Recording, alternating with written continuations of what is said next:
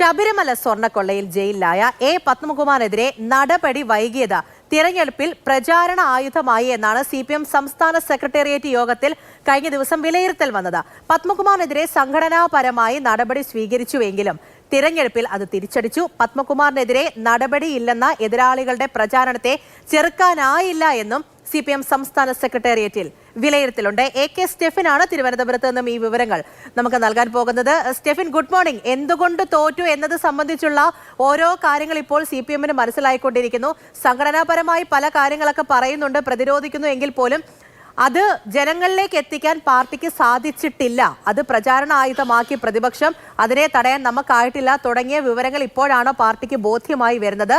ഇനി അടുത്ത പ്ലാൻ എങ്ങനെയായിരിക്കും? ഏതായാലും തിരുത്തൽ മാർഗരേഖകൾ CPM ഉടൻ തന്നെ പുറത്തിറക്കും. ഇന്ന് ചേരുന്ന സംസ്ഥാന കമ്മിറ്റി യോഗത്തിൽ അത് സംബന്ധിച്ചുള്ള അന്തിമ തീരുമാനത്തിലേക്ക് എത്തുമെന്നുള്ളതാണ് പ്രതീക്ഷിക്കുന്നത്. കാരണം ഇനി നിയമസഭാ തെരഞ്ഞെടുപ്പിന് ചുരുക്കം മാസങ്ങൾ മാത്രമേ ഉള്ളൂ. 2-2.5 മാസത്തിനകം തന്നെ നോട്ടിഫിക്കേഷൻ വരും. അതുകൊണ്ട് തന്നെ എത്രമാത്രം പ്രതിരോധത്തിലാണ് CPM എന്നത് ഉദ്ദേശിക്കാൻ കഴിയുന്നതേ ഉള്ളൂ. അതുകൊണ്ട് തന്നെ എത്രയും പെട്ടെന്ന് തന്നെ ജനങ്ങളെ കൂടുതൽ അടുപ്പിക്കാൻ, നഷ്ടപ്പെട്ടു പോയ വിഭാഗങ്ങളെ കൂടുതൽ അടുപ്പിക്കാൻ വേണ്ടിയുള്ള പ്രവർത്തനങ്ങളായിരിക്കും CPM-ന്റെ ഭാഗത്തു നിന്നും ഉണ്ടാവുക. പ്രത്യേകിച്ചും പലതരത്തിലുള്ള പ്രശ്നങ്ങൾ ഈ തെരഞ്ഞെടുപ്പുമായി ബന്ധപ്പെട്ടുണ്ടായി. അതിലൊന്ന് പ്രാദേശിക നേതൃത്വത്തിൻ്റെ പിടിപ്പുകേടാണ്, അല്ലെങ്കിൽ അത്തരത്തിൽ അവർ വരുത്തിയ വീഴ്ചയാണ് എന്നുള്ളത് CPM തുറന്ന് സമ്മതിക്കുന്നുണ്ട്. അതുകൊണ്ടാണ് തിരുവനന്തപുരം കോർപ്പറേഷനിലടക്കം വലിയ തിരിച്ചടി ഉണ്ടായത്. ഒപ്പം തന്നെ ഈ ശബരിമല സ്വർണ്ണക്കൊള്ളയുമായി ബന്ധപ്പെട്ട വിവാദം എ പത്മകുമാറിനെതിരെയും നടപടിയെടുത്തുവെങ്കിൽ പോലും അതൊന്നും തന്നെ ജനങ്ങളെ ബോധ്യപ്പെടുത്തുന്നതിന് വേണ്ടി കഴിഞ്ഞില്ല. പാർട്ടി പ്രവർത്തകരെ പോലും ബോധ്യപ്പെടുത്തുന്നതിന് വേണ്ടി കഴിഞ്ഞില്ല എന്നൊരു ആശങ്കയാണ് സംസ്ഥാന സെക്രട്ടേറിയറ്റ് യോഗത്തിൽ ഉയർന്നു വന്നത്. ഇന്ന് സംസ്ഥാന കമ്മിറ്റി യോഗം നടക്കുമ്പോഴും കേരളത്തിൽ നിന്നുള്ള 80ഓളം നേതാക്കൾ അതിൽ പങ്കെടുക്കും. അവരുടെ എല്ലാം തന്നെ അഭിപ്രായങ്ങൾ സംസ്ഥാന കമ്മിറ്റി യോഗത്തിൽ ഉയരും. എന്ത് തരത്തിലുള്ള തിരുത്തൽ മാർഗരേഖകളാണ് CPM മുന്നോട്ട് വയ്ക്കുന്നത് എന്നുള്ളതാണ് നമ്മൾ ഉറ്റുനോക്കുന്നത്. പ്രധാനമായും പൊതുസമ്മേളനങ്ങൾ നടത്തുക, അല്ലെങ്കിൽ കേന്ദ്രത്തിനെതിരായിട്ടുള്ള പ്രതിഷേധങ്ങളുമായി മുന്നോട്ട് പോവുക.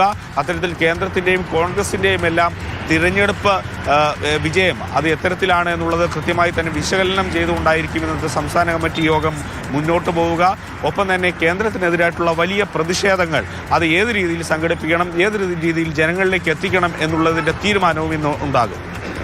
ശരി, അപ്പോൾ ശബരിമല സ്വർണ്ണക്കൊള്ള, എ പത്മകുമാർ, അങ്ങനെ ഓരോരോ ഘടകങ്ങൾ ഈ തെരഞ്ഞെടുപ്പിൽ തിരിച്ചടിയായിട്ടുണ്ട് എന്നുള്ള വിലയിരുത്തലാണ് ഇപ്പോൾ CPM ഉള്ളത്.